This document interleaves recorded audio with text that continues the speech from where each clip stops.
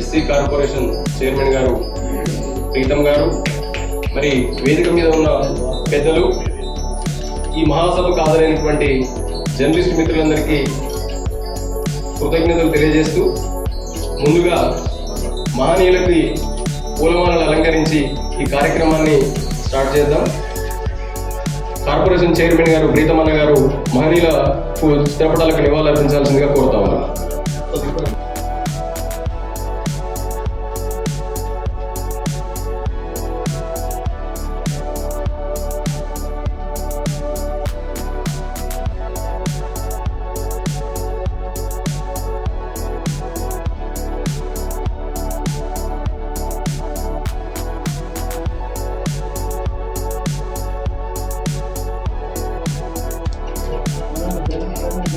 Trade యూనియన్లకు సంబంధించి ఎన్నో మీటింగ్లు అటెండ్ చేసిన, విద్యార్థి సంఘాలకు కూడా మీటింగ్లు అటెండ్ చేసిన, ఆఖరికి నర్సులకు కూడా అటెండ్ చేసిన. కానీ మొట్టమొదటిసారి మాదిగ జాతికి చెందిన జర్నలిస్టులకు సంబంధించి ఒక కార్యక్రమం పెట్టుకున్నారు. చాలా సంతోషం వేసింది.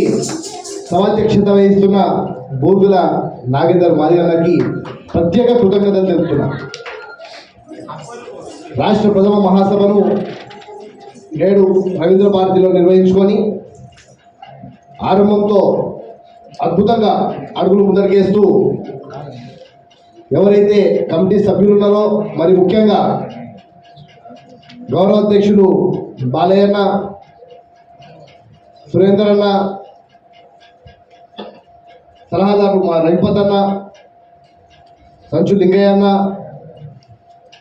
కృపాకర్ గారు, సైదులు గారు, అదే ప్రేమ్ కుమార్ గారు, రాష్ట్ర ప్రధాన కార్యదర్శి దగ్గరపల్లి రాజేందర్ అన్న, కరుణాకర్ అన్న, శ్రీధర్ అన్న, నాగేష్ అన్న, పెద్దిరెడ్డి శ్రీనివాస్ అన్న, కడియం నాగన్న, మంకాల సీనన్న, మల్లెపాక కుమార్ అన్న, ఈ సంఘాన్ని మొత్తం బలోపేతం చేయడానికి వేదిక మీద మేమున్నాం, కిందున్నాం కాదు, మనమందరం ఒకటే.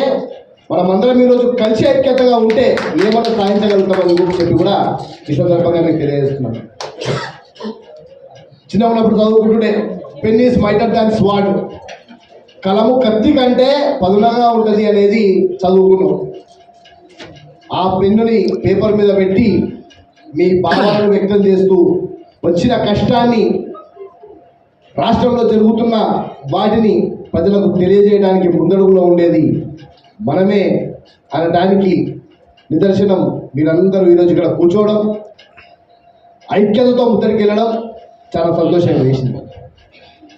భారతదేశంలో ఉన్న మంచి మంచి రాజధానులను కూడా నిర్మించింది వాస్తవానికి పెద్ద జాతి. అందులో మరీ కష్టపడే జాతి ఉందంటే మాదే జాతి.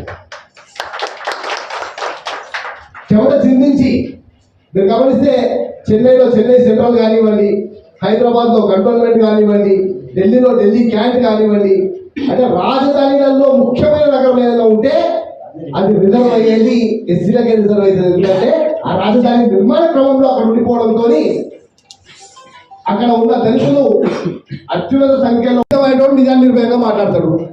ఏముంటుంది మా అంటే టికెట్ రాలేము, అంతకంటే ఎక్కువ లేదు. నా పోరాటం ఎవరు ఆపలేరు, నా జాతి కోసం నేను చేసే సేవలు ఎవరు ఆపలేరు. నా ఓళ్ళ మీద దాడి జరిగితే ఆనాడు మరియమ్మ రాకప్పించి కానివ్వండి, మొన్నటికి మొన్న శాతం ఇన్సిడెంట్ కానివ్వండి, ప్రభుత్వంలో ఉన్న నేనే ముందు పోయినా, నేనే నిల్చొని వాళ్ళందరికీ సస్పెండ్ చేయించిన. నా వాళ్ళకి ఏమైనా జరుగుతే ఊరుకునే ప్రసక్తి వల్ల లేదు. అది ఎంతటి వారన్నా కానీ ఎవరన్నా కానీ ప్రభుత్వంలో ఉన్నా కూడా మా నాయకులతో కూడా పోరాడి తప్పకుండా మా వాళ్ళకైతే నేను న్యాయం చేసుకుంటా. నాకు జరిగిన అన్యాయం జరిగేటప్పుడు నా జాతీయ నాతో ఉందా లేదా పక్కన పెడితే ఎన్నోసార్లు అవమానపడ్డా. అరే వీడు మాది కూడా అంట, నేను రానియకండి అని చెప్పి కొంతమంది దూరం పెట్టిన రోజులు ఉన్నాయి. నేను ఎన్ఎస్ఏకి జాతీయ కార్యదర్శిగా ఉన్నప్పుడు 2007లో కనీసం వేదికల మీద కూడా కొన్ని వేదికల మీద నన్ను పిలవలేదు. ఒక్కరు నేర్చుకున్నా, బాధపడ్డా. కానీ పోరాట ఫలితం ఈరోజు ఎస్సీ కార్పొరేషన్ చైర్మన్గా కూర్చున్న యనమల రేవంత్ రెడ్డి గారి నాయకత్వంలో పూర్తి స్థాయి పవర్స్ ఇచ్చాడు. మీరు పెట్టిన డిమాండ్స్ పెద్దగా కాదవి, అసలు పెద్దగా కాదు.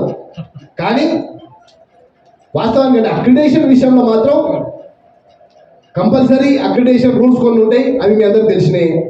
పేపర్ సర్క్యులేషన్లో ఉండాలి, దానికి సంబంధించి సీనియారిటీ ఉండాలి, ఎన్ని న్యూస్ రాసినది ఏంటనేది ఉంటుంది, దానికి ఒక కమిటీ ఉంటుంది. ఎస్, కమిటీలో మనలు ఉండాలని చెప్పిను, నేను యాక్సెప్ట్ చేస్తా. ఎవరైతే సీనియర్ జర్నలిస్టులు మన జిల్లాలలో ఉంటారో మీరే నాకు ప్రపోజల్ చేయండి. రేపే రండి, ప్రతి జిల్లా కలెక్టర్కు అక్రిడిటేషన్ కమిటీకి నేనే లేఖ రాస్తా, తప్పకుండా మనం ఉండాలని. ఒకటి ఇన్సూరెన్స్కి సంబంధించి చెప్పిండు, ఎట్టకేలకు అది అందరికి అందాల్సిందే, మరి ముఖ్యంగా మనకు అందాల్సిందే. వాస్తవానికి యాజమాన్యాలు ఇవ్వాల్సిన పరిస్థితి అది మనం ప్రభుత్వం మీద వేస్తున్నాము. యాజమాన్యాలకు కూడా మనము లేఖ రాద్దాం, నా తరఫు నుంచి కూడా నేను లేఖ రాస్తా. జర్నలిస్ట్ అందరికీ రాద్దాం, మహిళలకే జర్నలిస్ట్ అందరికీ రాద్దాం. మరి ముఖ్యంగా మీరు అందరికి ఇవ్వలేని పరిస్థితులలో ఆర్థికంగా వెనుకబాటు ఉన్న మా జాతికి మాత్రం ప్రథమంగా మీరు తప్పకుండా ఇవ్వాల్సిందే అని చెప్పి కూడా తప్పకుండా మనం రాద్దాం. వారికి కావాలంటే మీ యాజమాన్యాన్ని నేను పర్సనల్గా వచ్చి కలుస్తా, అందరి దగ్గరికి నేను పర్సనల్గా వస్తా. ఏం బయలుదేరి తప్పకుండా మనం రిక్వెస్ట్ చేసుకుందాం. భూమి స్థలాలు వాటికి సంబంధించి ఆల్రెడీ ప్రభుత్వం కమిటెడ్గా ఉంది దళితులకు భూములు ఇవ్వడానికి. నేనేది దానికి మళ్ళీ ఒక 40 లక్షల రూపాయలు కొలెటరల్ అంటే భూమి ఉన్న తర్వాత భూమే కొలెటరల్ పెట్టుకొని ఇస్తాడు, పెద్ద సమస్య లేదండి. కానీ ఫస్ట్ భూమి రావాలి. కాంగ్రెస్ పార్టీ మేము ఇచ్చిన గ్యారంటీలలో పేదలకు భూమి పట్టాలు ఇస్తామని చెప్పినాము. ప్రతి నియోజకవర్గానికి 3,500 ఇళ్లను కట్టించే ప్రయత్నం కాంగ్రెస్ పార్టీ చేస్తుంది. దానికి కానీ ప్రణాళిక కూడా రూపొందం సిద్ధం చేస్తుంది. ఇదంతా ప్రాసెస్లో ఉంది, తప్పకుండా అవుతుంది. కానీ నా జాతి, నా కుటుంబ సభ్యులతో నేను కూర్చున్నా కాబట్టి మీ అందరికీ కూడా కొన్ని విషయాలు మనం తెలుసుకొని మనం మొదలుకోవాల్సిన అవసరం ఉంది. ఎస్సీ కార్పొరేషన్ ద్వారా గత 10 సంవత్సరాల నుంచి నిధులను పక్కదారి పట్టించినారు. కనీసం ప్రజలకు ఎస్సీ కార్పొరేషన్ ద్వారా ఏమొస్తుంది అనేది కూడా తెలుపలేని పరిస్థితులలో ఉంది.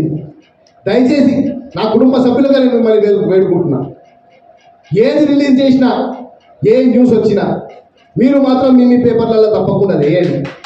మిగతా వాళ్ళు వేయరు. ఒక మాదిగోడో ఒక దళితుడో వాడు కనుక ఎడ్యుకేట్ అయితే దేశం బాగుపడుతుంది. ఎడ్యుకేట్ కాకుండా చేసే ప్రయత్నం చాలామంది చేస్తారు.